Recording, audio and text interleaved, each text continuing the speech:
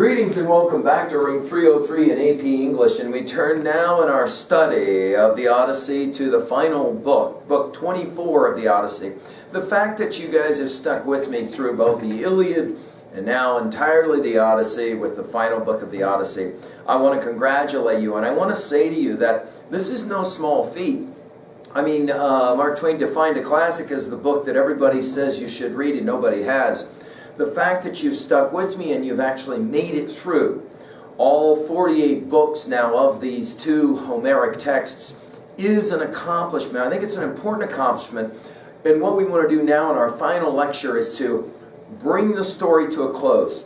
And I want to point out the ways in which, even though there's debate about whether Book 24 of the Odyssey is legitimately a book or not, I want to argue that in fact it makes all the sense in the world that we're coming now full circle back again to the beginning. And we're going to find ourselves there. Now, in this final book here, we're going to say that this book Fagles calls peace, and certainly at the very end of the book we're going to get kind of a forced peace. We're going to get our final recognition scene in this text with Odysseus' father, Laertes. It's kind of ironic how little of Odysseus' father actually gets mentioned throughout the story of the Odyssey. And certainly now at the very end, the question becomes, okay, so you've basically revealed yourself to everyone except for your father. You saw your mother down in the house of the dead in Book 11. I'm going to pause for a moment and put this in your notes. I want us to think for a second about the ways in which the Iliad and the Odyssey together as Homeric texts are texts about fathers and sons. No question fathers and daughters, and we gave that list before. But just think about all the fathers and sons. For example, Peleus and Achilles, Achilles and Neoptolemus or Pyrrhus, Priam and Hector, obviously Priam and Paris, Nestor and Antilochus, as well as Nestor and Pisistratus in the Odyssey. Think about Agamemnon and Orestes from Book 148. In fact, Orestes is the first son mentioned in all of the Odyssey. Of course, Poseidon and Polyphemus, obviously. And then, of course, Laertes, Odysseus, Telemachus. But we don't want to forget, and this is important in our study of Book 24, all those suitors had fathers as well. Now, a number of those fathers went off to war with Odysseus and never came back at the walls of Troy. But some of those are, in fact, going to be very upset. Eupeithes will be a classic example, in Antinos' father, at the end of the Odyssey. At the conclusion of the Odyssey, just to finish this brief aside, we'll finish with the three generations, where we will have Laertes, the father of Odysseus, Odysseus, the father of Telemachus, and of course Telemachus himself. Now, for our last time, let's just review where we've been, and let's marvel at the distance we've come. If you haven't been following our lectures on LearnStrong.net, in the AP folder, you'll find all of our prior lectures on the Odyssey as well as the Iliad. In Book 1, we have, of course, the invocation of the Muse. Athena, as Metis, will go to Ithaca and will tell Telemachus what his mission is. It's time to grow up at 340, 341. We also learn that Odysseus is a man of twists and turns. By the conclusion of the Odyssey, we understand why that's such a pivotal idea. In Book 2, Telemachus does call an assembly. We're going to see another assembly. There's so much circling that will happen in this text. We're going to see the assembly called, and the suitors are going to mock him. For the first time, we begin to realize these suitors really are bad guys. We have the sign of the eagle. We have Telemachus leaving with Mentor. We're going to have Mentor as Athena coming back again. As a matter of fact, the very last comments of the Odyssey will be Athena as Mentor. So that's significant. In Book 3, we'll have Telemachus to Pylos, where he's going to meet Nestor. We're going to have references to Nestor both directly and indirectly in the final book of the Odyssey as well. Nestor, in some ways, serves both in the Iliad as well as in the Odyssey as kind of that individual character that's always there. He's the representative, if you will, old person. In Book 3, we'll have Athena as an eagle. We're going to have more eagle references in the 24th book. We're going to have, as well, we're going to have Nestor's son, Pisistratus, who I just mentioned, and Telemachus leaving. In Book 4, we'll have Telemachus with Menelaus and Helen. We'll have references to the women of the Odyssey one last time, and Helen will come to mind. Helen will dope them, and we get those stories, those great stories of Odysseus. And it's certainly by book 4 that we start to recognize the weaving motif that had been introduced early on in the Odyssey will be the continual primary metaphor of the entire Odyssey. That weaving of stories. We began our study of AP English by saying that fundamentally we really are the stories that we tell and exchange with each other, the stories we accept, the stories we reject. And in large measure by book 4 we have Helen and Menelaus both telling important stories about Odysseus. Of course, we'll hear that Proteus has in fact seen Odysseus and has relayed that information on to Menelaus. That will be significant to give Telemachus hope. Speaking of hope, or the lack thereof, back on Ithaca we finish book 4 with the suitors who will plot to kill Telemachus, therefore enjoining their own death later in the poem. They get what they deserve because they were willing to try and kill the son of Odysseus. And Penelope is beside herself with worry and grief and concern about the fact that now not only is her husband gone, but probably her son as well. We then turn to Odysseus for the first time. It takes us 4 books to finally get to the 5th book where we see Odysseus, and all he's doing is just dreaming of being able to get home, stuck on Calypso's island. There, Hermes will come. Interestingly, we're going to have Hermes, who doesn't have a large role to play in the Iliad until book 24, who rarely is mentioned in the Odyssey, with the exception of book 5, and all of a sudden Hermes will be back at the beginning of book 24 to court the suitors down into the house of the dead. Here, however, Hermes is telling Calypso, get together a raft and make sure that Odysseus has his ability to sail home. We will have Poseidon, who will see Odysseus sailing. He will try to kill Odysseus for reasons that will become self-evident later. And finally, with the help of Ino, Odysseus ends up on the island of the Phaeacians, washed up on the beach, has no idea where he is. Book 6, Odysseus, with that brief exchange with Nausicaa, and we have those 2 remarkable rhetorical speeches, and Nausicaa giving the instructions to Odysseus about the best way to meet in the court his mother Arete, and then finally get home. Book 7, in Phaeacia, that Edenic land, that land that just is like incredible, El Dorado, like Eden. And Odysseus then as supplicant going in to ask Arete for help. There is eating, there is sleeping. We're going to have our final meal in book 24 of the Odyssey. And then in book 8 we have the famous Phaeacian Games, where Demodocus, the great poet bard, the blind poet bard, is going to be celebrated by Odysseus for his capacity of telling stories. And then finally, the question will be asked after Odysseus has been somewhat called out, and he throws that discus farther than anyone else. Who are you? As Alcinous will ask the king of the Phaeacians. And that will begin the flashback books, 9, 10, 11, and 12. Some of you reporting these remain your favorite books because these are the adventure stories. Book 9, the sacking of the city of the Cicones right away. We're even going to have a mention of the sacking of cities. We're going to find out that Laertes himself, the father of Odysseus, was also a sacker of cities. We'll then have the land of the Lotus Eaters. The challenge, of course, is to forget and be distracted and never actually make it home because of the Lotus Eaters. And then finally with Polyphemus, and we'll have that blinding of Polyphemus and the curse that's called down because Odysseus can't keep his mouth shut and say who he is. How things have changed by the end of the Odyssey. Odysseus is not clear at all how much quickly he wants to tell people who he is. Even his own father. I mean, it's going to be a question of all questions. Dude, are you serious with me? Why wouldn't you tell your own father immediately where you are and who you are? He could have gone, of course, to old man Laertes and told him right away what was going on. Chose not to do it. In book 10, we have Aeolus, the king of the winds, who will put all of the winds in a bag, and the ship will get blown back because of Odysseus' men who are unwilling to trust him. The Laestrygonians will destroy all of Odysseus' ships except for the one that he's in, and we'll have some mention of this made in book 24, when we will hear Eupeithes say about Odysseus, he went off with all of our men from Ithaca, and he didn't come back with them. He's responsible. That's on him. And then he came home and he killed all of our young princes. That really is on him. We got to do something about this. Well, Odysseus is clearly with the Phaeacians. He's aware that he could be held guilty for the loss of all of these warriors, and he tries to answer that by saying it was their fault, not mine. For a year he's with Circe.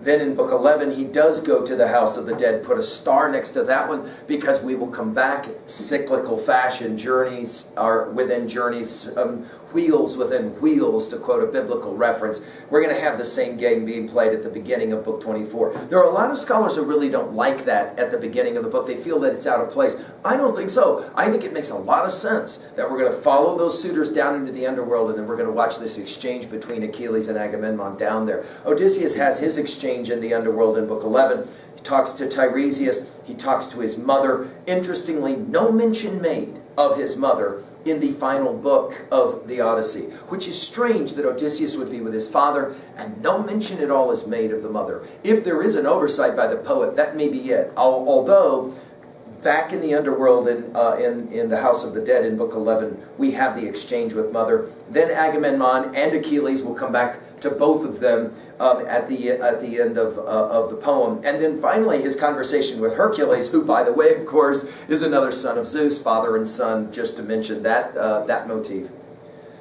Finally, in book 12, Odysseus and his men are back to the island of Circe, where they're going to bury the body of Elpenor, one of their warriors who they didn't even realize had died, and Elpenor had fallen to his death inadvertently. Then past the island of the Sirens, where again Odysseus is attracted to, hear stories about himself and never get back home. Then past Scylla and Charybdis, where more of his men will die, and Odysseus knows in advance this is going to happen. He says it. What's the point of telling them when it's inevitable?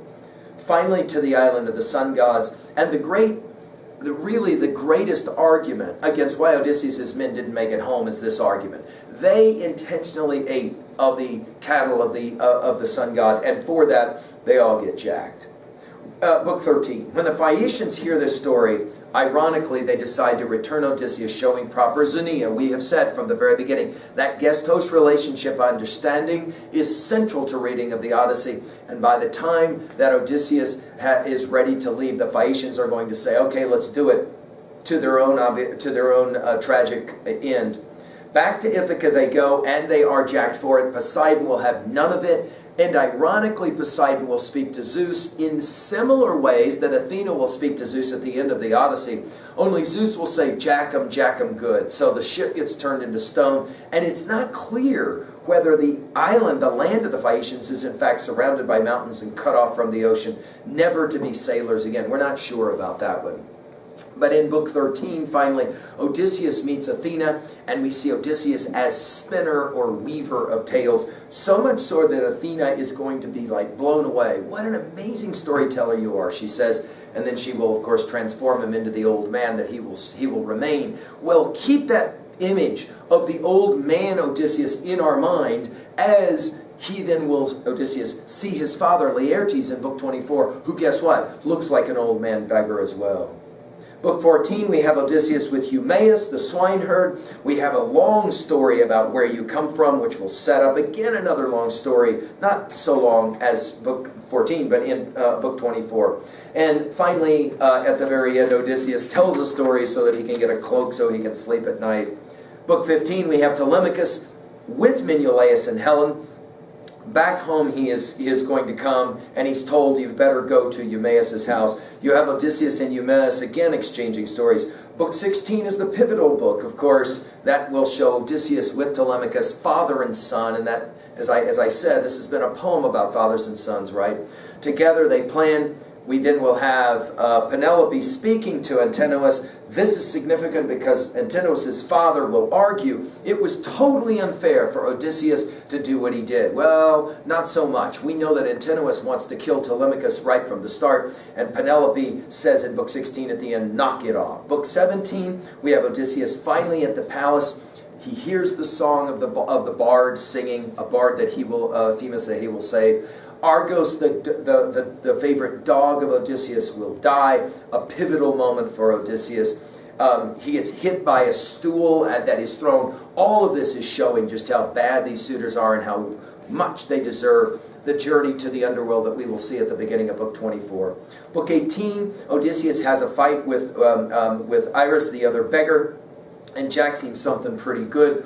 Penelope is beautified by Athena. and she comes down and gets her teammate, or Scooby Snacks. Melanthius will have already proved himself a really bad guy, and then his sister Melantho, who will later be hanged, she will taunt Odysseus. Book 19, we have Odysseus and Telemachus hiding the weapons, and then Odysseus in his famous conversation with Penelope as old beggar, and ultimately will say Odysseus is coming back. Euryclea will discover the scar, which will be a pivotal moment in book 24 with Odysseus' father, the famous scar. We have the history of Odysseus' scar, but through that we get the history of Odysseus' name, that man of pain, who causes pain and receives pain.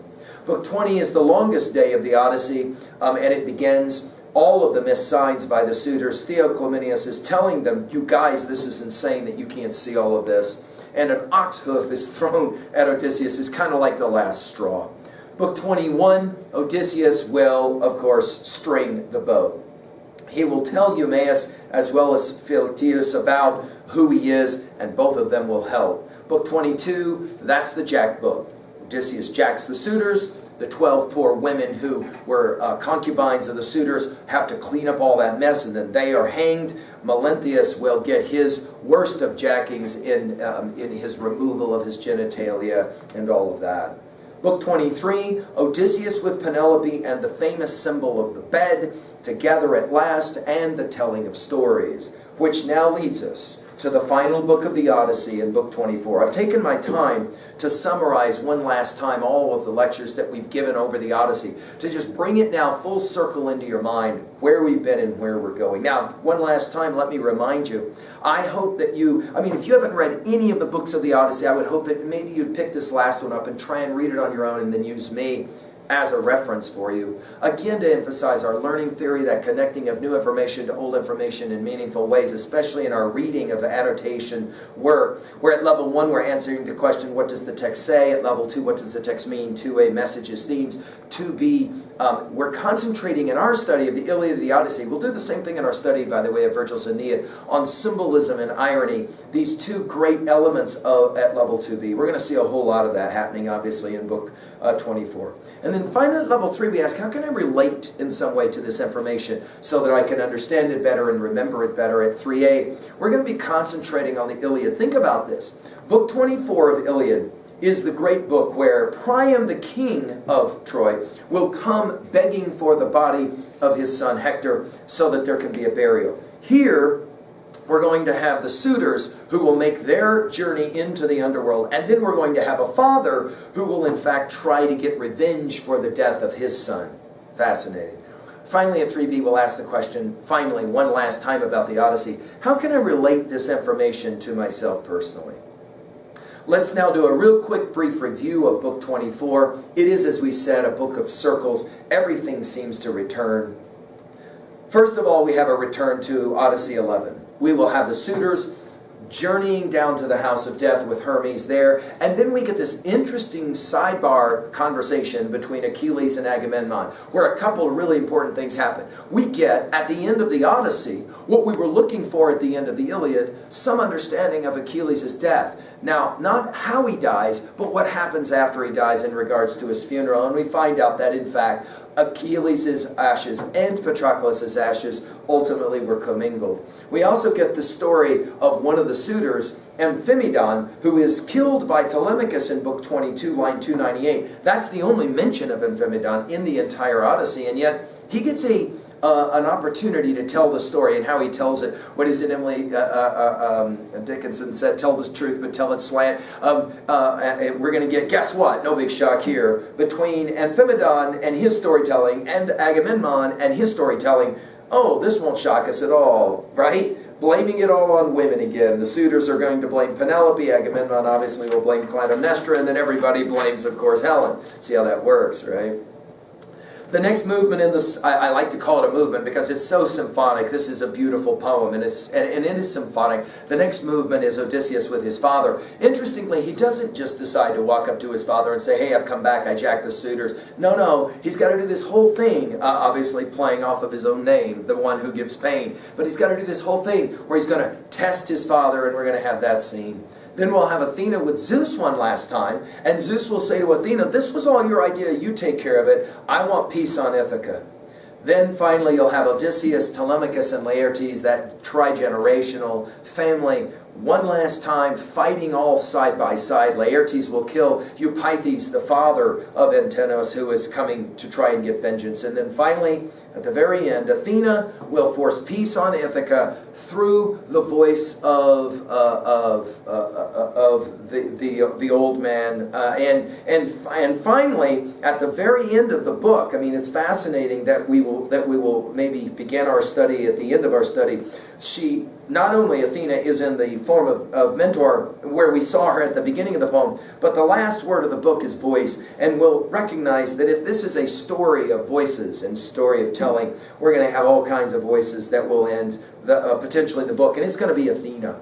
Well, let's go ahead now and turn, as I've said in all of my lectures. I'd love to just read the entire thing to you, and I don't have enough time to do that. But let's go to work now. Opening lines. Hermes called away the suitor's ghost, we're told, holding firm in his hand the wand of fine pure gold that enchants the eyes of men whenever Hermes wants or wakes us up from sleep. By the way, much has been made of the fact that we seem to have a little bit different underworld, House of the Dead, in Book 24 than we had in Book 11. So, for example, the ghosts supposedly were only able to talk if they drink blood, etc., etc. Here we'll have them talking. We'll want to put in our notes at 3a what we said in Book 11, that when we get to Plato's Republic, Book 10, we're going to have another interesting view of afterlife and the notion of what happens in the afterlife. We cannot de-emphasize, however, the significance of a story like this, a place like this, happening so that Virgil in his Aeneid can have a journey to the underworld as well in Book 6 of the Aeneid. And then Dante will discover his Homer through Virgil. We'll have much more to say about this. And then, of course, Dante will construct part 1 of the Divine Commedia through his